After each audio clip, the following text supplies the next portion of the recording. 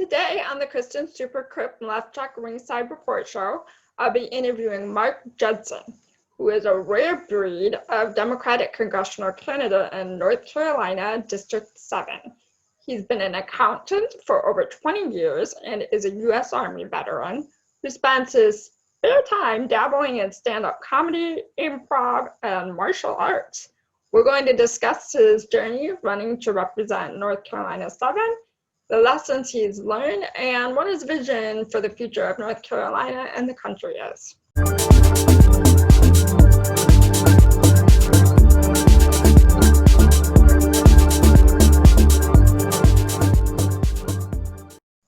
Okay, welcome back, everybody. We're here with Mark Judson, who is a candidate in North Carolina's 7th District. And as I was saying previous to the title intro, he's a pretty colorful character. So, Mark, first of all, thank you for coming on the show today. Thank you for having me. Truly appreciate it, Kristen. No problem. But I know you have a military background. So have you always lived in North Carolina, or was that more where you eventually ended up? Yes, ma'am. I'm not from here. As a matter of fact, I live about an hour plus from Fort Bragg, North Carolina, but I was never stationed there when I was in the military. So I've lived all around. I grew up in Detroit, as a matter of fact, not far from you, right around 6 Mile and Southfield, and then later out in Birmingham for middle school. So I've kind of lived all over the Metro Detroit, Oakland County, and now in Detroit, so. Yep. Motor City, or is it still Motor City? I'm not sure anymore. Is what? I'm sorry? Is it still Motor City? I'm not sure anymore. You know, I mean, it's called that. Right? But it doesn't really feel as much like that anymore. Yeah. But yeah, I mean, and the history that goes into Detroit, though, I think that's always going to be part of the culture. Yeah. Agreed. Even if times are changing and the industry is changing, I still think it's going to be a big part of the culture. Yep. So tell me, what's unique or special about your district and its people? Like, if you were trying to get someone to move there, what would you tell them to entice them about it? That's a really good question. So the District 7 is really nice. It goes, for the people who are familiar with the area, figure Raleigh's in about the middle of the state to the east, and it's a north-south strip of land that goes basically from just south of Raleigh down to Wilmington, which is one of the nicer beach areas on the coast. There's approximately 750,000 people in the district, 500,000 of them voters. And it's primarily an agricultural district. The biggest industries are healthcare and agriculture. It has below average median household income. It's basically, an old country district from the South. Easygoing folks there, good people, hard workers. They love America. They love their country. And Wilmington beaches are among the nicest that I've ever been to in the world, and I've traveled a lot of the world. So I would say if you're really into a kind of a really relaxed, hard work hard, play hard lifestyle, then District 7 would be a very good place to go. Nice. So, okay, that's a little bit about the strength. What are the issues in the community and the kind of stuff that you'd want to address as a representative? Yes, ma'am. So, all right, and it's important to remember that in the U.S. House of Representatives, the issues that I will be dealing with will likely never affect only my district. Exactly. And rarely only North Carolina, right? But the issues they have there are the issues that are everywhere: education, healthcare, income inequality, racial inequality, systematic discrimination. But the one that is probably most specific to the district are the agricultural issues. And the gentleman who is the representative now, a Republican named David Rouser, has an agricultural background, and that's how he sold himself to the voters. The problem with David is that David is a total Trump guy. He will basically vote however Trump votes. And as we know, right, with the Chinese tariffs, Trump has not been kind to the agricultural industry in the United States. Right. So we've had a record number of farm failures since the Great Depression, and I know that District 7 is feeling that hit. They're feeling that hit. And so part of the things about my background, we'll probably go into my background in a little bit, but one of the things is that I have a business background. And so what successful business managers try to do is you have a company that starts here at inception, and it has this crazy growth curve. And then it gets into maturity where everything settles down, and then finally competition takes over and starts to decline. And what managers do is they try and take from that plateau and repoint that thing northward and shoot it. And so I have some ideas about how to renew agriculture in the area. Because, and this is a little side, so I'm a huge fan of economics, but from an economic standpoint, there should, if we're looking at total free market, no regulation, there should only be 3 farms in the United States. Only 3. Okay. And the reason for that is the bigger a farm is, the smaller the per unit prices. They can make carrots cheaper than anybody else because they can buy in bulk, they have efficiencies, and so they can reduce those per unit costs, but we still need 3 farms, so we have competition, right? But operating most efficiently. So, and that's what's been happening over the past few centuries in America. The smaller farms are all being bought out by corporate farms, and it is driving towards that, wiping out the small guy. And the conservative politics that we have, where greed is king, certainly don't help that at all. It just doesn't. But from a natural free market economic standpoint, that's what's going to happen. So I have a plan to give the farmers in District 7, and I'd like to use District 7 as a test market nationally, what we call a strategic advantage. So they can operate more efficiently, have higher yields, and compete against the bigger farmers. And how specifically I plan to do that is too long for this conversation, but I'm publishing a book next year, and that will be part of the book. Okay. That's going to play into my next question, actually.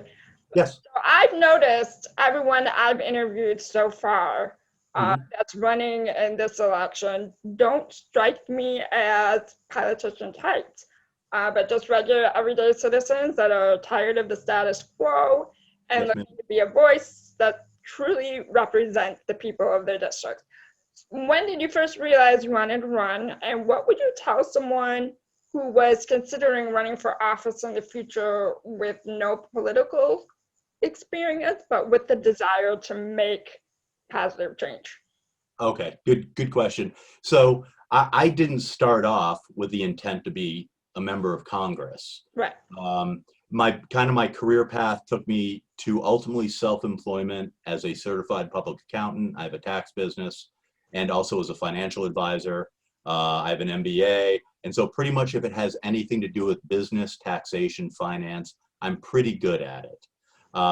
And what I noticed is I kicked off my firm right around 2012, 2013. And so I worked pretty hard between February and April 15th, and then not so hard for the rest of the year. And so that gave me a lot of time to dig into politics and really do a deep dive, because I've always been politically interested, politically oriented, but not always politically educated. Right. And so as we see the GOP and what they're doing to the country, and then ultimately it culminated in 2016, I started looking at things, and particularly the numbers.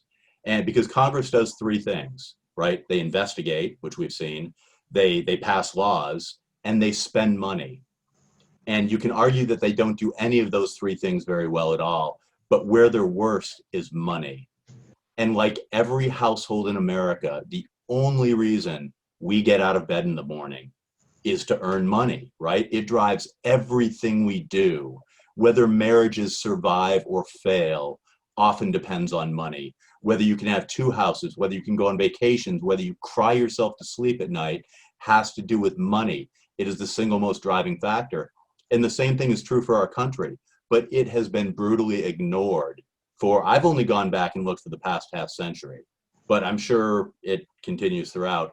So where I felt I could really add value is in the financial part of it. And I could throw you some numbers that would make you stay awake tonight, where we are financially. Oh, I can imagine. I've done a little bit of research on my own, so yeah. Yes, ma'am. So you get the big picture. Yeah, you get the big picture. But the thing is, so I never want to be in Congress, but most people aren't politically aware. They've got kids, they've got jobs, they've got families.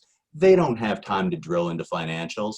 They don't have time to look at bills and see what Congress people are doing, which is the reason we have a representative form of government in the first place. Mm-hmm. So you can live your lives, raise your families, and trust that the person you send to Washington is acting in your own best interest. But they're simply not anymore. And it's not their individual faults still. It's the system. We've poured so much money into it that it's simply broken and crippled because of the money that's in the system. And so if I could affect the most change in this country being a lumberjack, that's what I'd do. But the way to affect change is becoming a member of Congress. So that's what I'm going to do. And I've got just a kind of a pitch on my book. My platform and the book that's going to come out is called America 2.0 Decision Point. And basically the premise of it is, the thesis statement is this: the founding fathers talked a very good game, but failed to deliver on so much. The word equal is the 47th word in the Declaration of Independence, which leads me to believe that it's reasonably important to the intent of the document. Yet we have never, not once, ever had true equality. Not once. They said power to the people, and we're going to create this Congress so we can have a representative republic. And then they pushed 90% of the power into the Senate.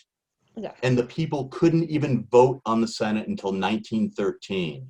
Mm-hmm. The Senate was set up to protect the wealth of the minority from the will of the majority. And the same reason we have the Electoral College and blah, blah, blah. And I get it. They had challenges at that time that, we don't understand, that they couldn't change. Societies can only develop at a certain rate. So they did what they could, and they almost didn't even get the nation together. It was so close, whether this was even going to work or not, right? And so the things they had worked for them then. But I'm saying, let's clear the table. Let's look at everything. What works for us now? Because 50% of the population didn't vote. Well, 48% in 2016, 52% in 2018. And the reason that most of the people who didn't vote is they feel that their vote just doesn't matter anymore, that it's all futile. But regardless of who tries to steal what, doesn't matter if they stack the federal courts. The truth at the end of the day is this. And I actually I'm sorry. If 70% of voters in America want something to happen, it will happen. So let's figure out how to fix this, and I have a plan, and let's vote for it. And we can do this. And in 10 years, we could have the wealthiest middle class in the world. We could have the best education in the world. We could have that best healthcare in the world. We just have to vote for it. And there's some structural integrity issues in our Constitution that we have to fix in order to make that to happen. And I have a plan for that as well. So that's kind of my whole premise. You know what, if we're going to do this, let's do it. If we're not, let's just put it to bed. I'll go back to work, make some money, and we can all, we can watch the house burn down. But I think it's worth saving. I think it's worth fixing. I have a plan to do that, and I'm hoping people will join me. Yeah. And I had another question that I was going to ask after this, but because what you just said Yes, ma'am. skips ahead to another one, I'm going to go ahead and skip ahead to it. You rock on, ma'am. I feel like many of the Democrats that are running now also have more progressive views about healthcare, anti-corporatism, and that's the direction that the Democratic Party is moving in now, is more and more progressive. Yeah. Do you see that as well? And what do you think about those who say that they're on the left but refuse to vote for Biden or Democrats because the Dem Party is, quote, too establishment? What do you think about that? I feel like, I'm on the cusp of being a millennial. I was born in 81, so I think I'm as old as you can get and be called a millennial. That's right. Yeah, that's right. You are. And I feel like I'm in between both worlds, because I feel like that what's happened is that the baby boomer generation had Mhm. reason to have a lot more trust in their government because the economy was good, during that time, Yep. when they were, just starting their own families and so forth. And then since then, with corporatism, growing and all of that, the things that you've been discussing, it got harder for the generations that came Yep. That's after right. them That's right. progressively. And now we have the youngest voting generation that is just very, very distrustful. Yeah, and they should be. And they should be. Yep. And I can totally understand that. But I see two threats this Mhm. election. I see the threat of the people that are pro-Trumpers Mhm. that would support Trump despite everything that he's done. Despite Um, fact. and the other threat I see is these types that call themselves socialists and they call themselves, advocates and activists and anti-corruption and all of that. Mhm. But I honestly don't think they understand that, for instance, they say they just want to make sure that we have the healthcare that everybody deserves in our country. Yep. But it's like, well, yeah, but if we don't vote for the guy that is going to at least make sure that the millions of people with pre-existing conditions that are covered under the Affordable Care Act don't lose it and don't risk their lives, like you seriously could be killing people with your righteousness. That's how I feel about it. Yep. But I feel like there's a shift already happening there with the There Democratic is. I think there is. And what happened is,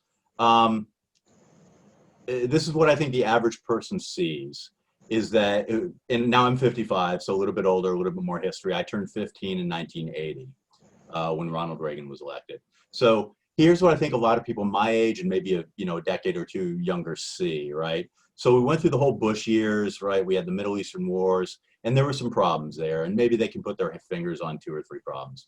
And then Obama came in, and we had this kind of whole blue wave in 2008, and there were some issues there, and boy, he didn't get as much done as we hoped he would.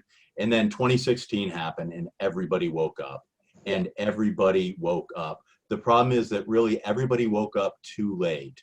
And even the people who are active now, I don't really think understand the big picture of what's going on.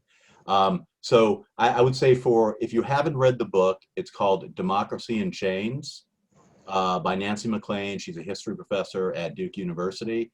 And she takes you back from, she gives you the whole story. The subtext of it, I believe, is the stealth takeover of America by the rich. But read it. But I'll pick up just from 1980. And let me just spend a few minutes on this.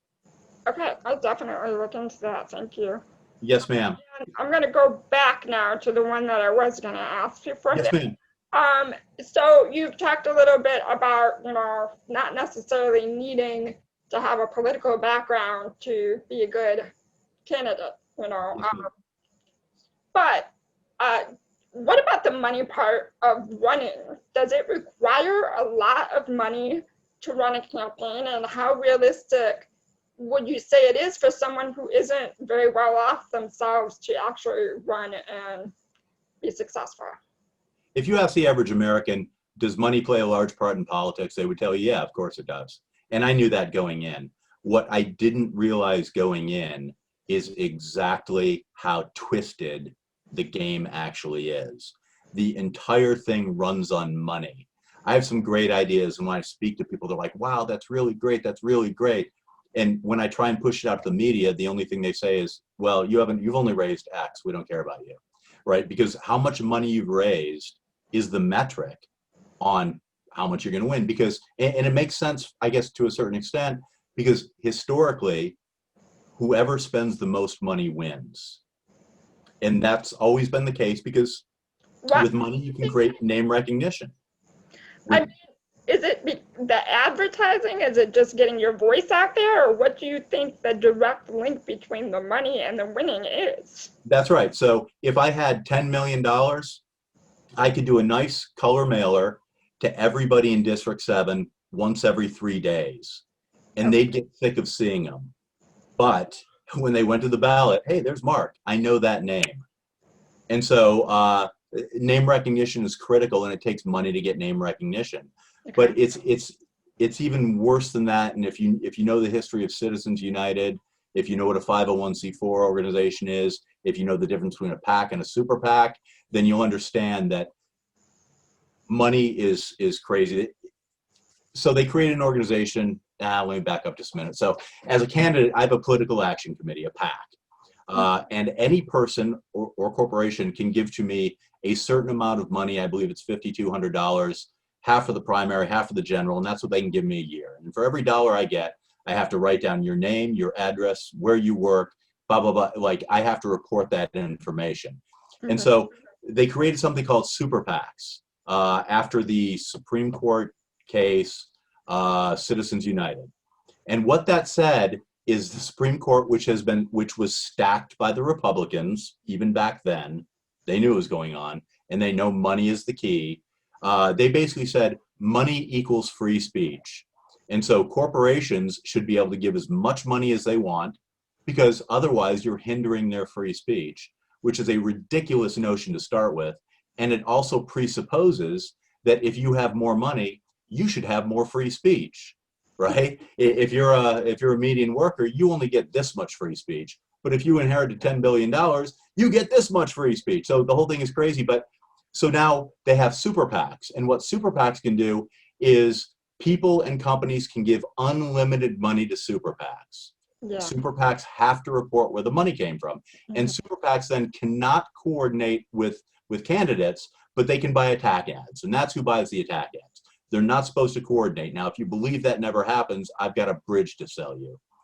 Then they created something called a 501c4 organization. And you can give as much money as you want to a 501c4 organization, person or business, but they don't have to report where the money came from. And not long after they did this, there's a paper that I have on my computer from a Republican think tank saying, hey, now that we got this is exactly how we funnel foreign money into our elections. And this is how we're not going to get caught doing it. And of course, federal law says no candidate can take foreign money. So ultimately what they did is they used that Supreme Court decision to open the borders. Foreign countries can pour money into our elections, elect whoever they want, because it's good for them, right? And now we have politicians that are beholden to whoever gives them money, more so than ever before, because if that money line gets cut off, then you don't get reelected because your opponent will outspend you. And so I'm sure all the politicians rationalize that, okay, if I don't do it, somebody else is going to. But if it's me doing it, I want to do A, B, C, and D, and at least I'll be able to do some good. But it's a huge rationalization. We need to get all the money out, all of it, if we ever want to fix this country. And so that's one of my platform points. And I'm not sure if I got off track from your original question, but that's my story and I'm sticking to it. And I've seen that there's a movement to end Citizens United. I see it all over the place. On Twitter, people calling on ending Citizens United. But what do you think that's going to require to get there? Too easy. Well, and I'm not sure whether that one is a constitutional issue or a federal. I don't believe it's a constitutional issue. But let's do it this way. Publicly funded elections. In a primary election, you get $150,000 from the federal government. Whoever wins the primary gets another $500,000 for the general, right? This is for the House. Maybe it's a little more for the Senate, right? And the thing is, hey, maybe if Congress is going to be spending our money, we should know how they handle a budget. Maybe we should see if they can handle a calculator, right? And then all the money is out of it. And if you want to run for Congress, you should not only be audited, but examined. Every single day you serve in Congress and for 10 years afterwards, every dollar in, every dollar out. And if you get caught taking $1, even $1 from a special interest, you are guilty of selling the influence of your office. You have committed a federal crime and you are going to prison. And that's the only way to get money out. So we publicly fund elections. It's just not hard, right? But the people who have to make the decision to do that are all in the money take. So that's part of my 2.0 plan. Okay, that's a good answer. You did. And you didn't make it past the primaries this election, but I know you have a plan for running again in 2022. Yes, ma'am. Can you tell us about that? Yes, ma'am. The person who will be on the ballot for NC-12, and what were the major lessons you learned from the experience, and what you might do differently next time around? Excellent question. Here's the answer to that. So, I have some policy issue thoughts. I've done the research. I have the knowledge. So the mechanics of the election as it works in North Carolina are this. There were 3 candidates in the primary, and as we all know, the primary is just the Democrats that are there. We're going to see who's going to go up to the general and fight the incumbent, who's a Republican. So there's 3 of us who registered. And ultimately what it came down to is ballot order. And the way they do it in North Carolina is they literally pull a letter from a jar, and whatever that letter is becomes A, and that's how they set the ballot order. And there is a statistical I never even thought about that before. Yes, ma'am. And so I went out and I campaigned my heart out. I was number 3 on the ballot, number 3 of 3. And not surprisingly, the guy who won was number 1. And I don't want to interfere with this campaign. I will say he did far less to get his name out there than anybody else that ran. And he has, I won't go into that. We'll just say that the district is considered by all the handicappers, Sabato's crystal ball, 270 to win. It's safe red. There's not even a dent made down there. So the people that loved me, like the people that I talked to, maybe I touched 5,000 people, right? A couple of thousand I talked to, and then their friends, but there was 80,000 people who voted who didn't know my name. Right. And so name recognition was my problem. Everybody went to the primaries to vote for Biden or Bernie or whoever they wanted, and then either left mine blank or just checked the top box and moved on, which when you think about how much Congress creates, just crazy. If we really want to fix this country, don't worry about the president, fix Congress. Everything else will fix itself. But so what I plan to do this time, the first thing I learned is that money is so critical to a crippling extent.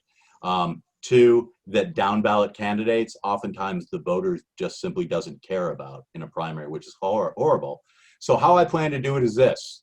I'm going to write my book, and it's filled with wonderful ideas. I'm going to market it via social media. I've developed a little bit of a following on Twitter. I'm going to send it out to some influencers, see if it makes sense to them. Because when I talk to people, they're like, oh my God, that's a great idea. Yeah, we should do that. That's a great, and I have a bunch of these. And I think I can get people to buy in. And so the hope is I'll drop the book in Q1 or Q2 of next year. So first half of the year. That'll give me almost a full year to campaign on it before the primary. And hopefully that will close the name recognition gap. And that's the plan to fix that. When did you decide to run? Do you feel like you didn't have time adequately to really get your name out there, besides it just being name recognition? Like, how long did you have to basically prepare for that? I decided to run on December 20th, 2017. Okay. And I remember the date because that was, I want to say, when the Senate passed the Trump tax scam, which was nothing more than a $1.5 trillion treasury theft. Yep. That's when I knew I was going to run. And can I talk about that for just a second? Absolutely. I'm actually, just so that people are aware that I'm not like looking at my phone or something, I'm diabetic. I have an insulin pump, and it's Yes, ma'am. me that I need to calibrate my insulin pump, and I'm going to put it off for an hour. Okay, go ahead.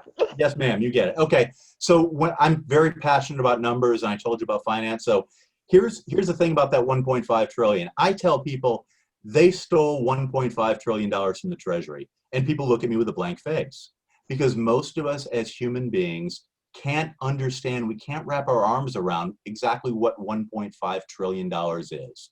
So I want to illustrate it this way, and will you play along with me for a minute? Absolutely. Let's say you went out today and you bought $1 million lottery ticket and you won. Never mind taxes, never mind the time value of money. They literally gave you a check for $1 million. Okay. Right off the top of your head, if you had $1 million right now, what would you do with that money? Oh my goodness. Well, I would probably first get a more accessible house than the one that I live in. Yep. Not a huge one because I hate when people invest too much money in having a big house when it's not necessary. I'm Overhead. really a minimalist. Yep. I feel like people throw so much money away on just stuff that they don't need. Yes, ma'am. Uh, So the house, maybe a nice car, some debt. yeah. And Okay. so I know everybody says that they'll give money to charity. Mhm. But like there there are organizations that are grassroots organizations that I feel do so much more to help the quality of life of individuals than the ones that Corporate. everybody hears about and knows about. That's right.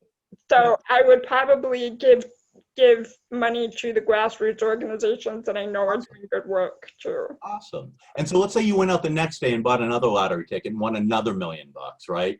So probably some savings, some investment, maybe a toy or two, and that would be 2 great days in a row.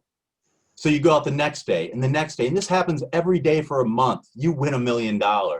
And then month after month after month for a full year, every single day you've won $1 million. But your luck doesn't end there. Year after year after year until a full decade goes by, and every single day you've won $1 million. And now you've got all this money, and somebody comes up and says, hey, if you give me $10 million, I'll give you this pill and you'll live forever. And you're like, great, all I have is time, luck, and money. So you take it, and decade after decade after decade until a full century goes by. Every day you've won $1 million, and another century, 1,000 years goes by, and then another 1,000 years goes by, and now you've won $1 million roughly every day since the time Christ walked the earth. But your luck doesn't end there. Another 1,000 years goes by, and then another 1,000 years goes by. And if you had that incredible run of luck where you won $1 million every single day for 4,000 years, you still would not have won as much money as the Republicans stole from the Treasury on a single day in December 2017. Mm-hmm. That's how much they took. Makes it kind of sick. Makes me It's like sick. throw up in my mouth a little bit. Sick. And that's our money. It's not even theirs. That's our money. Yeah. Who do you think is going to pay back the national debt? And I'll give you a hint. Let's break all the taxpayers down to 3 groups. There's the 1%, the corporations, and everybody else. You know, And we already know they think the 1%, the corporations pay too much. So that leaves only everybody else, you and me. I'm sorry, I cut you off. you did such an excellent job of putting that into words that people can wrap their head around, as you said. Thank you. And I've for a long time been, trying to tell people that don't seem to have an understanding of it, or that it's existent, about corporate welfare, corporate socialism. And coming from your background with financial planning and so forth, can you maybe put that into words that people understand too, and how that's also impacting? I actually read an article recently that explained it's not just unfair to taxpayers, but it's also killing capitalism as it's meant to function. Whereas when a company is not doing well enough that they can succeed without government handouts, without grants and government funding, that they're supposed to die away and be replaced by one that is, and that's not happening anymore. Can you talk about that in layman's terms too? Absolutely. Okay, so what you see on social media a lot is that it's socialism for the rich and hard, cold capitalism for the poor. And that is 100% correct. The best example of this is the mortgage meltdown in the bankers crash, right? So basically you've got these rich banks that we say are now too big to fail. And here's what happened. And I'll put it in layman's term, but kind of give you the background. There was an act called Glass-Steagall that happened after the Great Depression. And what that did is it separated investment banks from deposit banks, right? And that meant that investment banks couldn't use our deposit money, our savings, to go make bets. That went away. Clinton actually signed that law, got rid of it. So all of a sudden, investment banks could now access our money, and then they could bet with it. Okay, and if they win, they keep the money, and if they lose, then the bank will fail. But the banks got so big that the government could not let them fail, and they knew this. And in very simple terms, what they did is they made risky, stupid, greedy bets with our money.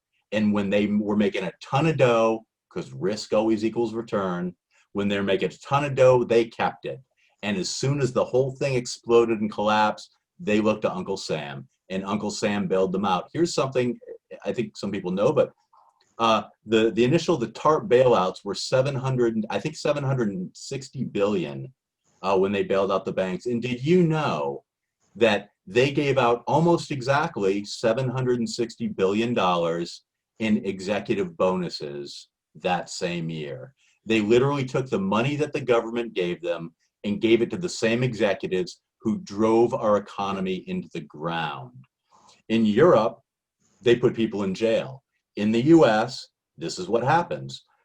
People get very rich, all right, and then they donate to PACs, super PACs, 501c4s, and then the people who win, it's the Republicans, it's called what it is, they donate to the Republicans spend more money, so they stay in power, they make more laws to make these people richer, rinse and repeat, rinse and repeat. So when Ronald Reagan took over in 1980, the national debt was less than $1 trillion. And then they immediately cut taxes on the wealthiest Americans, right? And then in order to pay the bills that they no longer have the cash for, they started borrowing. And they borrowed, and they borrowed, and they borrowed. The national debt today is $27 trillion, which once again means nothing to people. So I'll put it this way. For every $1 trillion of national debt that we have, knowing that we're going to be the ones to pay it back, not the 1%, not the corporations, every $1 trillion of national debt is $8,000 per taxpayer, so $16,000 for a married couple. So if I'm doing the math, and I don't have a calculator handy, whatever 27 times 16 is, 1,000, that's what people owe. That's their share of the debt. Just since Trump took over, we've increased the national debt by $7,000. So that means for every married couple, they now owe $112,000 that they did not owe 4 years ago. Because you can say whatever you want, but that national debt is real money that has to be paid back, and you and I are going to be the ones to pay it back. Now, I told you that national debt, let me finish, please. Let me tell you, the national debt skyrocketed, right? And here's what happened to the really, really rich people, the 0.01%. In 1980, they owned 6% of the wealth. Today, they own 22% of the wealth. We basically told them to stop paying taxes, whipped out the credit card, put debt in all of our names, and gave that money to them. And in my eyes, they're the ones who need to pay it back. And that I want to create a wealth tax to do exactly that. Yeah. I'm sorry I cut you off, but I had to finish. Oh, no, that's okay. I was just getting worked up and excited as you were talking about this. I also don't know if you've read any of the articles I've written, but I also write articles for Ringside Report. Yes, ma'am. And I wrote one that the title of was Republicans, You've Been Duped. And I specifically talked about that. Because it didn't just start with Trump, because it's been every Republican president. Reagan. Yeah, that the national debt has increased under them, not the Democratic ones. And it's so amazing to me that one of the prime reasons people call themselves Republicans is about reducing their taxes.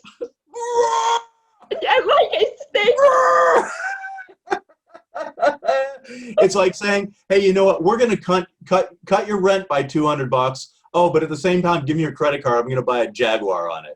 You know, I mean, that's it. Oh, he cut my rent. What a great guy. Wait till you get your credit card bill. People that scream socialism the most are the ones that are the same ones that are really paranoid about their tech. Can we talk about socialism for just a second? Can I tell you this? One of the primary tenets of socialism is that there is no public property. The state owns all the businesses, all the homes, and all private property. There is nobody on either side of the aisle that is vying for that. There's a few, off to the periphery, but there's no mainline that want that. It's crazy. They've been using socialism as a scare word since the Great Depression. It was to fight FDR's New Deal because he wanted to spend federal money on stuff that helped you and me and not billionaires, millionaires at that time. And that's the word they use, and it worked. The most gullible among us clamped right onto that, and they're still doing it a century later. It's insane. It's a reflection of our failure to properly educate people in the public school system. Absolutely. And that's I think what is, like, God, how do we fix that? The public education, and not just public education, private education in general, what we're teaching in schools. So much. I was not politically engaged as a young person. Mm-hmm. It wasn't until I became an adult supporting myself on my own that I realized the impact of politics on everything in my life. Yep. But it was frightening to me when I did learn just how much it was impacting everything in my life. That's right. To the extent of even being able to get married. People that have disabilities like me can't even get married without losing their health care benefits that they need. That's right. Yeah. It's insane. Everything. Yep. But it frightened me that I didn't learn about any of that in school. Yep. And like school, before you have to learn about anything else, you should be learning about what you need to be prepared for real life as an adult. That's absolutely right. And so I just, I hear a lot about the financials behind bettering public education, but I don't hear enough about the curriculum, of public education. Can I talk about education for a minute? Yep, go ahead. Okay, let's start with K through 12. So first of all, education is our future. That should be our single greatest investment ever. We should be spending on education like we spend on the military, right? Because, here's the thing, like I said, that's our future, but the way we fund public education is literally insane. So the way it happens, this is most jurisdictions.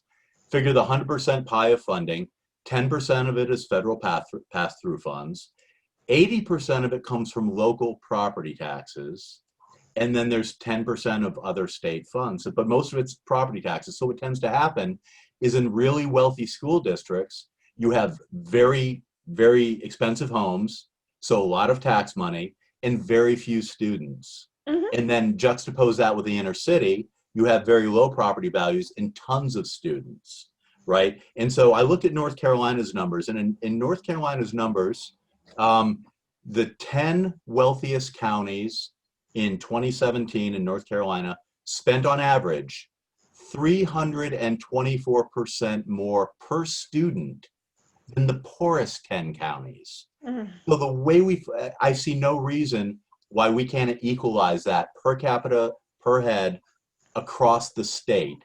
And now in Congress, I can't control what states do, but I can do this. I can say, Mr. or Mrs. State, if you don't equalize student spending for public schools, K through 12, per capita, we're going to withhold some federal funds from you. And maybe you don't get your highways. Maybe you don't get your federal jobs. Maybe you don't get, and let's make them do it. Because the thing is, affirmative action basically says that any company that receives public funds must have racial equality across the employment lines. Hey, wonderful. This started off as an executive order in 1961 from JFK, was codified in the 1964 Civil Rights Act, and it was absolutely necessary. Absolutely necessary because of the systematic discrimination. That was over half a century ago. And what we found now is that based on the level of spending that we have in the inner city schools, what we're telling young African American kids is this: hey, you know what, when you're 21, we'll give you an equal opportunity to compete for a job that we kneecapped you at when you were in third grade and were never going to be qualified enough to get in the first place. If we want people to have a real equal chance, if we want equal, the 47th word in the Declaration of Independence, let's fund school equally, because education is the great equalizer. I came from a broken, messed up home, but because of the military, I was able to put myself through school and get an MBA, do all that stuff, right? But that's just not most people. If we really want to invest, hey, if we're going to look up the definition of the word equal, and if we're going to do that, let's do that. And it starts with education. So public education, if you do that, we will put a state, if you spend equally, we will put another layer of federal funds on top of that. And we will give you an educational experience to blow your mind. Higher education in colleges. Everybody looks at this as we shouldn't spend money on that. We shouldn't spend money on that. But it's not an expense. It's a source of future revenues. I'll illustrate. Bill Clinton made the statement that on average, people who have college degrees make $1 million more over the course of their life than non-college graduates. Now, I've never heard that number disputed. That was 20 years ago, but let's just roll with that number. I can argue that the cost, not the price, but the cost of putting a student through 4 years of a state college, just college, books, room, board, is not more than $5,000 per year. So let's say you're the student and I'm the federal government. I invest $5,000 for 4 years in you. You go out, you get an education, and over the next 40 years, you earn an extra $1 million in income. Now, those are your top dollars, so I get to tax them more. So I'm going to tax you at 20% on those top dollars. And so for an initial investment of $20,000, you've paid me $200,000 more in tax revenue over your life than I would have gotten otherwise. Isn't that a pretty good investment? Shouldn't we should be pushing as many kids to go to school as we want, because you know what? If they go out there and make $1 million, awesome, we're going to tax you and we're going to get our investment back. There's just no reason we shouldn't. It's a source of future revenue and not an expense. Mm-hmm. And education should be. I think everything that you just described, I still don't think a lot of people understand what systemic racism is. I don't think they get the systemic part. And the way I picture it, where I visualize it, is like a web of interconnecting factors and organizations and services and all of that. So, I mean, the education, being at kind of the center of that web. But you also have like public transportation. We have the most horrible, infrastructure and public transportation in the United States is just pathetic. It is. But like you start looking into how that impacts so many other areas. Absolutely. And it's huge. And like, I don't think people get that interconnectedness of all of these different services. Can I talk about it? And that's when equality is not the same for somebody that's Black, that it needs public transportation, needs better education, needs employment opportunity, and it's all interconnected, then it's like a ripple effect and nothing works out. So, can I talk about that? Yeah. Okay, so I'll even go to your hometown because I grew up in Detroit. And have you ever heard of a gentleman named Mayor Coleman Young? Yes.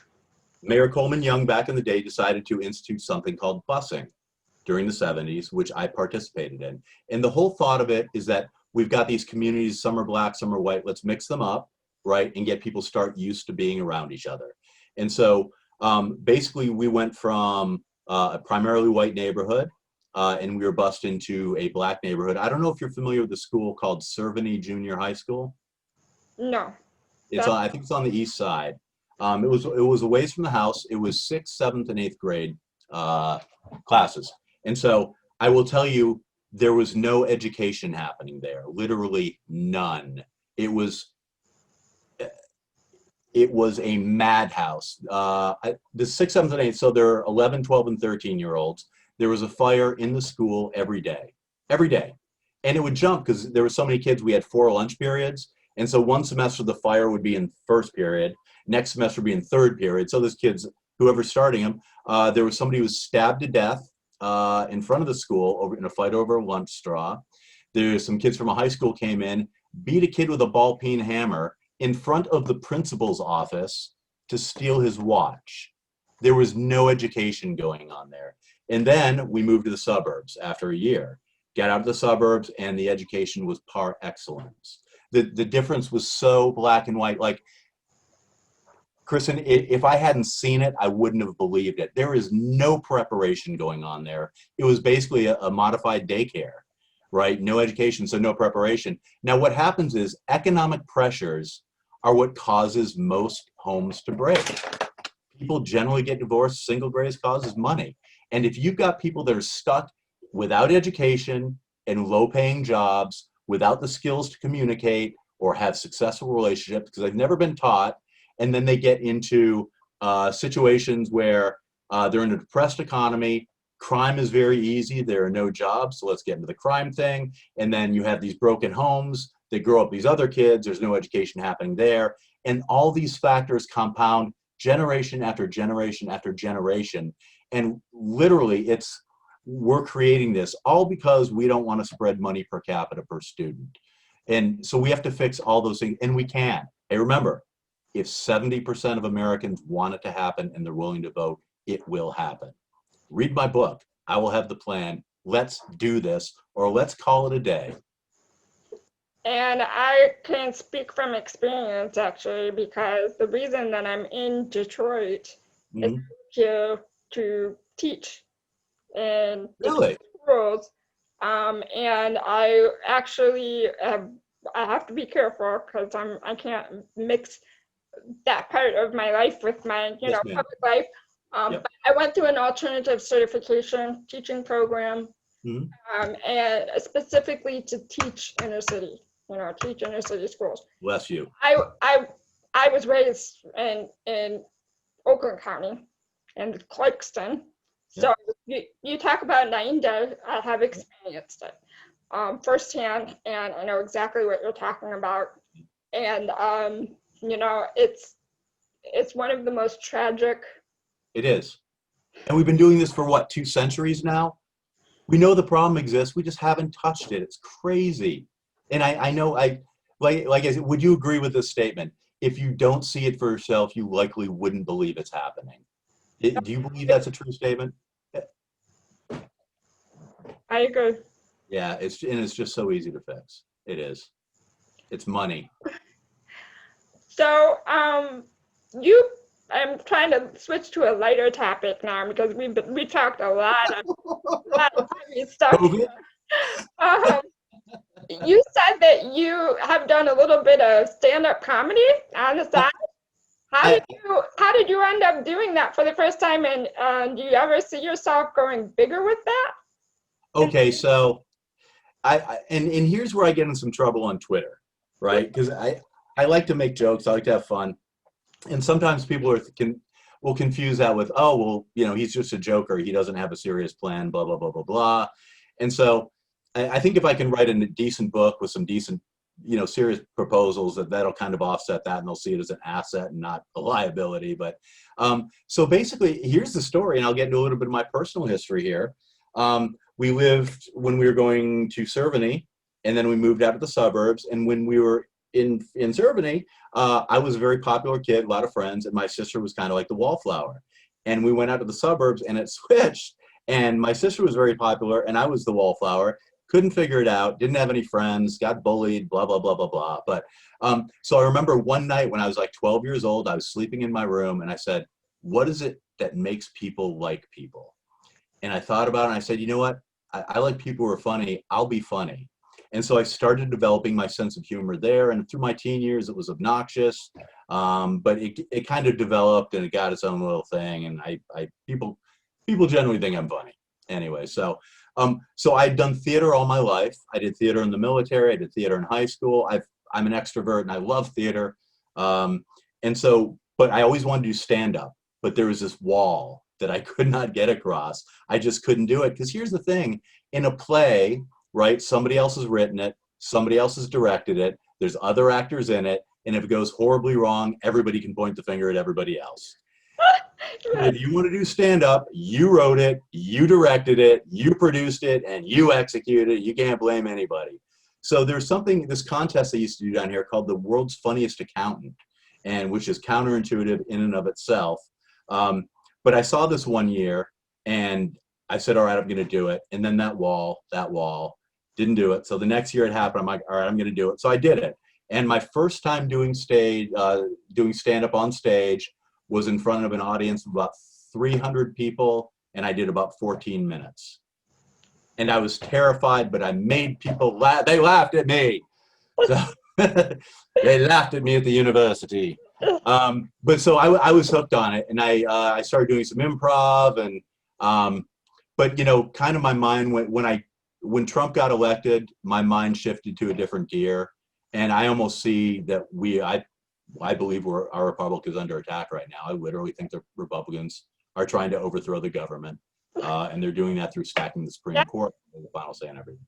And so I'm in kind of a warlike mode right now, so it's tough for me to access that. So when I can vent it on Twitter or whatever, I'm not on Facebook anymore, but and of course with COVID, I don't even have my circle of friends anymore, right?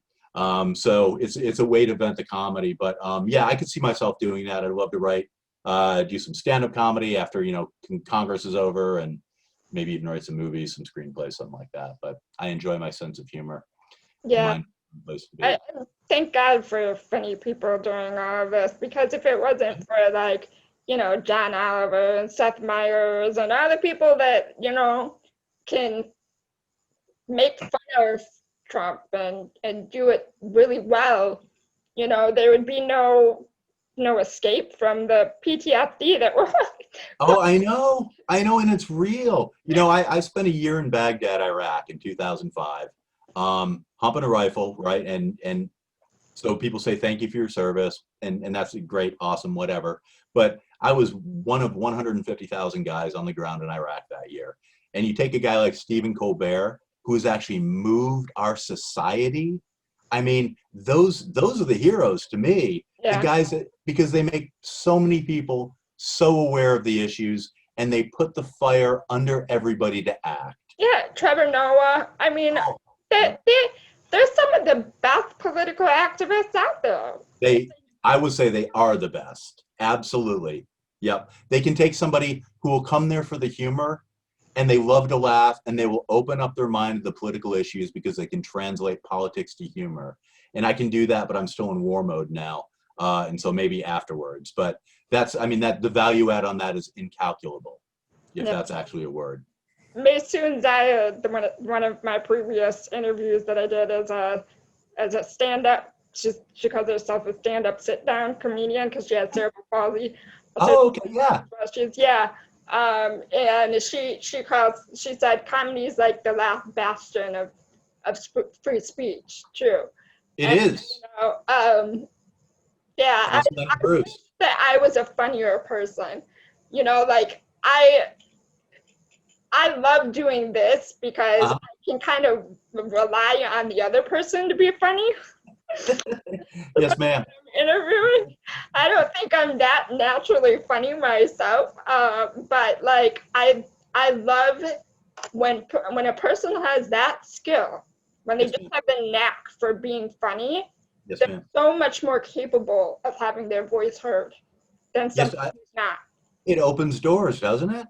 Yeah, it really does. You made a comment that I broke a concept down really well. And so one of the things that I did is I taught college at a community college because I came up through the community college system. I firmly believe in it. You know, I think college is far less challenging when you have daddy's gold card and a Lexus SUV and you've got to carry 12 credits than when you're trying to feed yourself, clothe yourself, take care of a child, and, you know, go to class. So I want to contribute at the community college level, but that really, I think, refined that ability to take very difficult concepts and break it down. And I think it's a skill that a lot of people don't have. And so I want to capitalize that. I want to make it a combination of my numeric analysis, my ability to analyze, to break things down and keep it entertaining. And that's what I'm hoping the book will be. I love that. And the way you do break down stuff into layman's terms and everything, that reminds me of another person that I'm a fan of, Glenn Kirshner. I love Glenn. Never met the man, but I love Glenn. He does the exact same thing. Him as well. And when I interviewed him, you know, like I asked him to do that as well, break things down, and he always does in his show, and I feel like that is it's such a relief. I think that the part of the problem with people being able to understand politics and be patient enough to Yep. want to learn Yep. about politics is that the people that are on the face of it are not bothering to not use high-flown language and not That's use, right. the They're type trying to that you use in politics. they're So, trying to impress the intellectuals and yeah, not convey the message to the masses. Yes, ma'am. exactly. Yeah. Yep. Okay, so pets. Do you have any? You like animals? Do you have any pets? I love animals. Um, so I had two dachshunds. So here's a so my dog died while I was in Iraq. It was a dachshund. It was the worst day of the deployment. So got two dachshunds when I got back. And so I got back in 2006. They passed last year. And it was naturally sad, blah, blah, blah. But I gave them a good life and I'm happy. And I kind of visualize them still running around my feet right here. And they're great dogs. And now we have two cats, which are a different challenge, but love them just as much. I'm a huge, huge animal lover. Huge animal lover. Me too. So much so that I won't even hunt. Right? If I had to live, I'd hunt. Like if that was the only food, but I just didn't go to Stop and Shop and cut some food coupons and go out and shoot a deer. I just don't want to be part of that. That's one of my biases in life is like I'll admit it. I don't feel like everybody has to love animals, but at the same time, I don't feel like I could relate to you one bit. I'm definitely biased against people that don't like animals. It's You really like Trump? to me. Sorry, I had to work it in there. No, I agree, right? Because in order to love animals, you have to have empathy for another creature Yeah, that you can't communicate with, yeah. or limited communication. And so I think pet people, we're just better. Look, just between you and me, we're better. Don't tell anyone. Just between you and me. My animals, my cats. Well, we have one cat, and then my daughter recently adopted a stray kitten, so we just Good for recently her. got a second one. Yeah, but my main cat, I think animals like the fact that I have muscular dystrophy and I can't move around a whole lot because Yeah. it allows them to just like lay on me without me being able to do anything about And particularly for cats, because they'll cut you. They'll cut you. If you move too much, they'll cut you. That's what they do. it.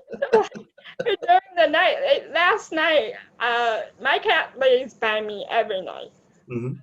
and falls asleep with me and everything. And sometimes he lays directly on my face, which I've had to get used to because Yes, ma'am. there's enough like space that I can breathe, but Well, that's nice for her because she doesn't have to do it. but last night I literally like when I'm laying on my side, I can't move my arms at all because of gravity and because that's how my disability affects me is that it atrophies Oh, yes, ma'am. Yeah. my Quickly, muscle. I would imagine. Right. But last night I woke up because Remy, that's her cat's name, Uh-huh. was being so loud while he was cleaning himself. He decided to start bathing himself. Yep. And he literally used my face to prop his hind leg on Well, so of course. he could more easily reach his stomach. And He has a service human. FML. Yeah. What else can you say? Because if you try and move, they'll cut you. But Yeah. at the same time, he has a sense Uh-huh. about if I'm upset about something or stressed out about anything. He's the first one to Yep. notice and be there Yep. and comfort me. So Yep. And I think that empathy goes with the animals as well. We can't communicate verbally, and I think they do pick up things empathetically. I do. Yeah, and they're a great comfort, and I love animals. I love animals. Yeah. that's awesome. And you have a Harley? I read Yes, that. ma'am. Yes, I do. Are you Um, a motorcycle connoisseur or I'm a motorcycle enthusiast. okay? Started riding. So I never rode before I moved to North Carolina. I was living in Boston. And if you're north of DC, well, if you're in a city in the Northeast and you ride a motorcycle, you are certifiably insane. You just are. But so I moved to North Carolina, and shortly after I got down here, I'd never thought about it. I was talking with a friend of mine, and like average temperature here in the wintertime is like in the 40s in the day, and 105 or something in the summer. I'm like, man, you could probably ride a bike here like 300 days a year, huh? And my buddy's like, yeah. And so I took the basic rider course, went out and bought a motorcycle and just loved it ever since. I'm actually getting ready to sell the bike. So I've been riding for 12, 13 years now because just too many people texting and driving. No. And I've had too many friends of mine killed and wrecked because just people aren't paying attention. So I'm not as young as I used to be. And so I think I'm just going to go ahead and get rid of the bike. So, yeah. My dad had one when he met my mom, and he got rid of it after a few. You're married, correct? Yes, ma'am, I am. Yes, ma'am, I am. That's awesome. Yeah, I've got no offense to the ladies, but my wife is the best woman on the planet. So no offense to anybody watching, but she is. I just got to say. So. How did you two meet? Okay, so basically the path was I was living and working up in Massachusetts, got deployed to Iraq, got back, got divorced, retired from the military, and just picked Raleigh, North Carolina off the map. Just wanted to get out of New England. So I got down here, and so I was looking to meet people because I didn't know anybody. And so I found this place that did improv classes. And so figured, the course is like 6 weeks, 4 hours a week for $100. I'm like, that's too easy. So, went there, did the improv class. And the way it works is if they like you, they'll invite you to join the troupe. And then they'll have you go through the class a second time for reinforcement of the. So they liked me, invited me to join the troupe. So I was going through the second time when my wife went through the first time. And she did it just to kind of basically improve her public speaking skills, because improv is the ultimate public speaking experience. And so we met there. We met at improv class. And then she said she had a boat and there's a lake nearby. And she said nobody would go on the boat with her. I'm like, what are they, nuts? I'm like, I'll go on the boat with you. And she thought I was lying, but I wasn't. And so she called me. And so we went on the boat. And then, so I just got out of a marriage and she was just out of a relationship. And we're like, we're just going to be friends. So we were like great friends for 3 months. And then, have you ever heard about the birds and the bees?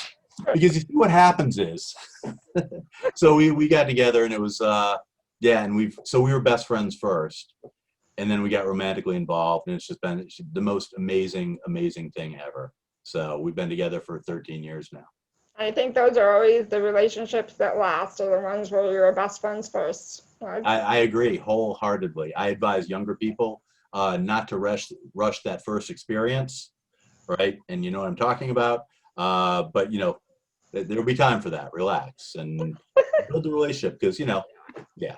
So it worked, and we are yin and yang, two halves of a whole. Yeah. I'm very happy for you both. Thank you. I appreciate that. Thank you. You're welcome. And you said you studied martial arts. Yeah. 5 Yeah. So let's want to talk a little bit about that. yeah, absolutely. So I started. Okay, so kind of like my path, I got out of high school, and going to college would have been a waste of time and money for everybody involved, because I was somewhat of a rambunctious youth.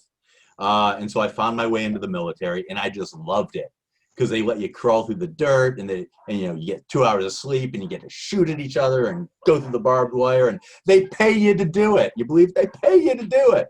And so I really found a home, and it was awesome. And so I did 8 years on active duty. And then I got out, and I was 28 years old. I lived in Europe for a couple years because I'd been stationed there, girlfriend, blah. Anyways, so that fell apart. Came back to the U.S. I was 28 years old. Couldn't build anything, couldn't make anything, couldn't do anything. And so I finally said, you know what? All right, I'm going to give college a try. And I didn't even know if I could do the work, but it turned out I was pretty good at it. So I used that period as like development. So I said, I've always wanted to do karate, so let me try studying karate. And so I did, under that instructor, I did about 2.5 years of an art called Tang Sudo, which is very much, it's kind of like a Taekwondo with some Chinese influences, if you will. It's very kick heavy. It's a Korean art. But when I was in my 20s and in the military, I used to get in scraps every now and then. And, and what I realized then is like, I'm so lucky I didn't get beat up so much because I had energy, but I had zero technique. And so that was kind of an epiphany that I had. But so I just really enjoyed it. It was great exercise. And it's like, it's like being in a gym group. Because if you're left to your own devices, it's easy to say, all right, I'll put it off today, but I'll do it tomorrow. But if you're part of a class, then, you got to be there. There's a social responsibility. So I really enjoyed that. But so I did that throughout college, but then I got a degree in accounting. And I started working in public accounting. So that went by the wayside. And so I've had instructors throughout the years. And I have a red belt in Tang Sudo, which is just below black belt. And I have a brown belt in Kempo, which is just below black belt once again. And now I'm just too old. My body hurts. So if I was to do something again, it'd probably be Tai Chi, where I don't have to get punched in the face. I don't like getting punched in the face. I'm just saying. Have you checked out that Cobra Kai on Netflix? I just started watching it like last night because I had seen the commercial for it, and I grew up with Karate Kid when I was a kid. Of course, that was the coolest movie, right? And so I told Eddie, my husband, Eddie, you got to watch this with me. It's like a show, and Daniel is really in it. He's in it. I was all excited, and he was like, no. So was this like? Anderson, Rob Anderson was like, put on Twitter, Cobra Kai is like the coolest show ever. And I'm like, really? I'm like, Rob Anderson said it was cool. Now you have to watch it with me. Rob Mob. Yeah, I'm not a big sequel guy, but because you guys, it was good, I should watch it? I started watching it. I didn't get Eddie to start watching it with me, but I started watching it. I'm only one episode in. That's all I've watched so far. But it's got my attention. I mean, they kept the original. What was the bad guy's name? The kid that was the bad guy. The instructor or the kid? The kid. I think the instructor is in it later too, but the kid, the blonde kid. Yeah, I can't remember his name from the movie. But call him Blondie. Too. He and Daniel are in it as adults. And, he's kind of the washed up loser because he lost that big fight. It destroyed his life, didn't it? Depressed, and he's drinking all the time and all this. And, it was one fight. Walk it off. Come on. Find a group. It's entertaining. It brings me back to the days when, I always say, if we could have like a time machine to go back in time and we were to tell people from like the 80s, it was like now, and what's going on in our country, and they wouldn't believe it. I don't believe it sometimes. I didn't ever touch on this, but like, do you think that people are as polarized as the media, the bipartisan, or the not bipartisan, the partisan media makes it out to be? Or do you think that for the most part, on both sides, mostly still want the same things? No, we absolutely don't. Okay. We absolutely don't. So the way it happened is, Reagan cut the fairness doctrine, which is the thing that said, hey, you've got to present both sides. And when they did that, they opened up Rush Limbaugh and talk radio. And then you've got these people who are driving alone all day, and they're just hearing this. And it's become a propaganda network. And then 1996, Fox News, and that became the most news watch show. And so the thing is, right now, this is going to sound crazy, but it's true. There are tens of millions of Americans in this country right now who believe that Obama was a secret Muslim who was going to install a Sharia government, take all of our guns, and put us in FEMA camps. And they also believe that Donald Trump is a genius, well-respected, smart businessman who has given up his life to serve America and is trying his best to do the best for America, but he keeps getting thwarted by the deep state on the left. And they actually believe that. Now, if I lived in that world, I'd be pissed off too. But the problem is that world doesn't even begin to exist. And so those polarizations are there. They literally are. And it's driven, the right no longer holds American values. They don't believe in a democracy. And I can say that definitively because they support politicians who have year after year after year voter suppressed. You can't vote for people who suppress votes and actively work against democracy and then say you support democracy. They don't believe in equality. They don't, right? So here's my simple trope that I try and throw in my, and let me give you some background. So all my friends up here were ex-military and guys that ride Harleys. They were all Trump supporters. And I had a wide circle. I had literally hundreds of friends. And in 2016, I went left, they went right. And I have very few friends up here anymore. But here's what I say to them. You're always screaming for the Pledge of Allegiance in the classroom. And here's what I have to say about that. The Pledge of Allegiance is 31 words. And every time you say the Pledge of Allegiance, you lie 4 times in those 31 words. And here's the 4 lies. It pledges allegiance to 2 things. The flag, got it, and the republic. They don't believe in a republic. A republic is a representative republic where everybody gets to vote, democracy rules, and the majority wins. And they don't want that. They work against that every time. Republic, line number 1. Indivisible, line number 2. They're fascists, nationalists, and fascism needs division. There, by definition, has to be an us versus them, and fascism cannot exist without it. So for Hitler, it was the Jews and the Eastern Europeans and the Gypsies. For Trump, it was the poor and the immigrants. That's the them. And in order to keep everybody rallied under the Trump flag, there always has to be a them. So every time they say indivisible, that's line number 2. Liberty for all. They don't want liberty for all. They don't believe gays should be able to get married.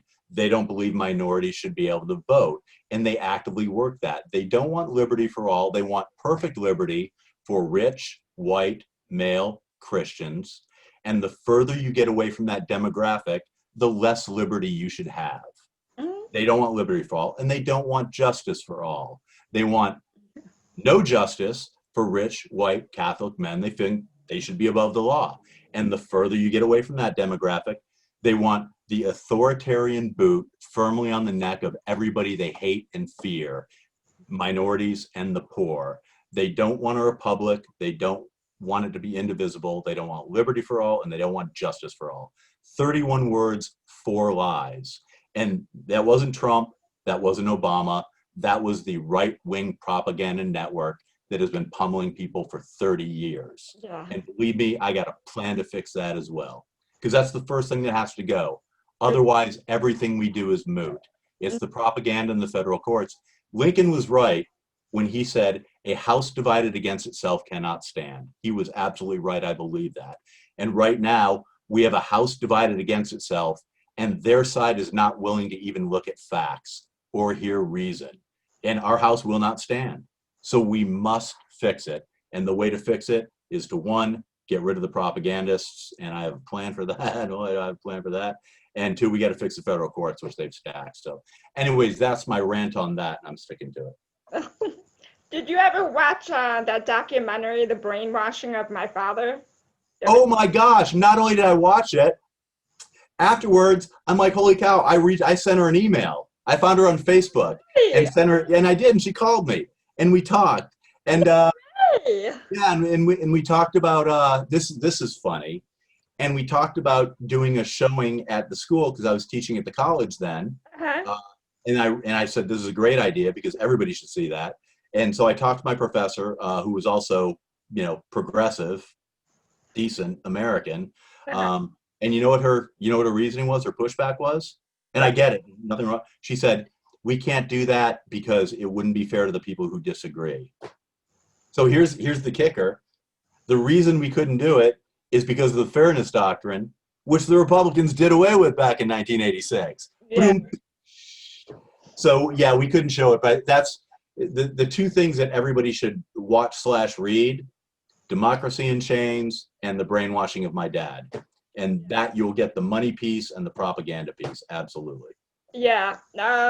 And I guess that maybe I didn't word that question exactly right, but I wonder how many people that, are brainwashed by this propaganda, if they were to be fed the way they kind of like bypassed her dad's email and started sending like stuff Yeah, from actual news sources and and they took Fox off his computer. yeah, Yeah, yeah, yeah, like, and then he returned to himself.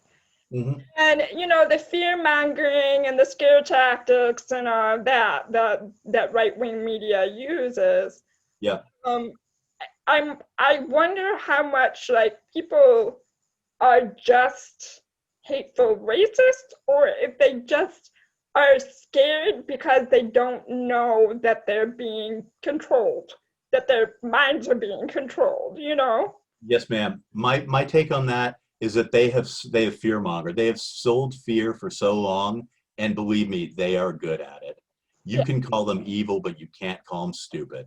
They are good at what they do, and they've made people so afraid. And when people are afraid constantly, that turns into hate and aggression.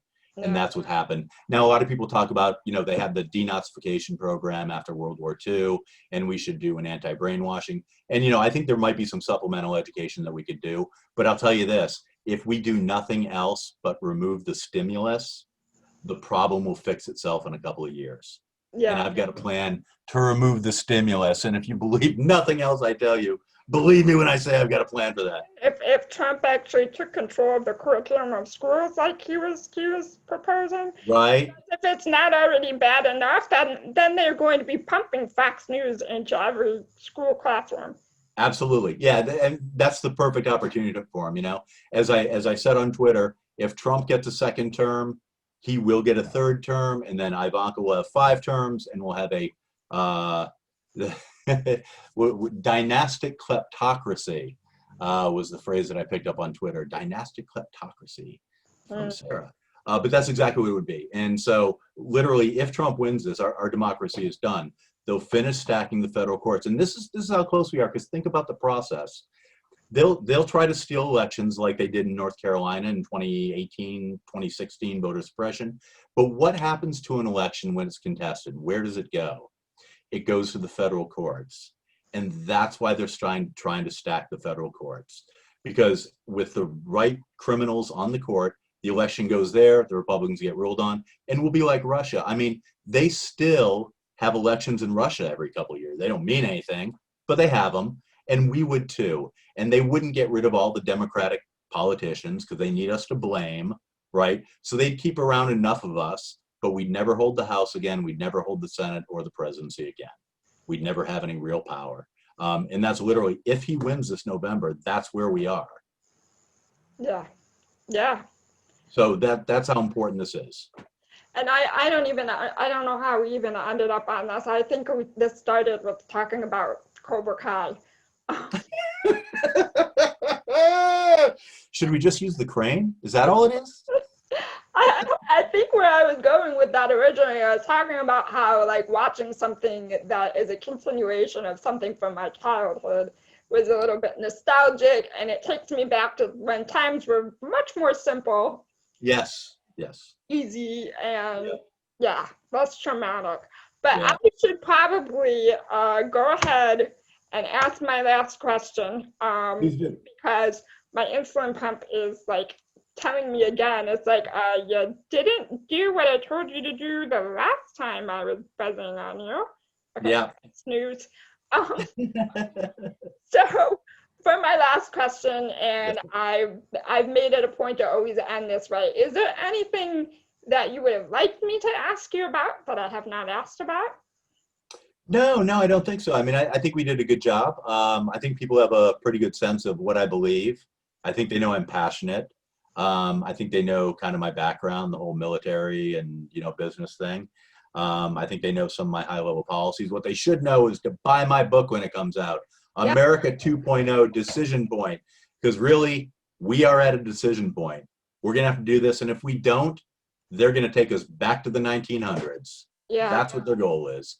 So Yeah. we're a decision point. So no, I think we covered it all pretty well, and I truly appreciate the time, Kristen. I do. Thank you. And you said at the beginning about how the issues are the same, like Right. you're representing the people of your district, but everybody that is running in Congress is actually representing the whole of America. They are. Yeah, they are. Yeah.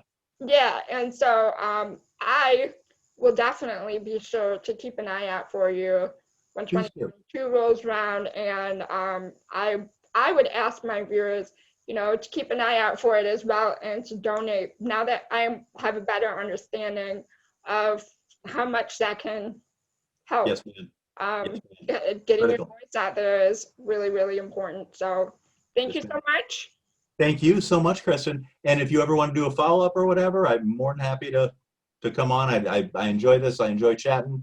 And if your viewers like it, then we can do it again. Sounds great. All right. Thanks, everyone, Thank you. Have a great night. for watching. Bye.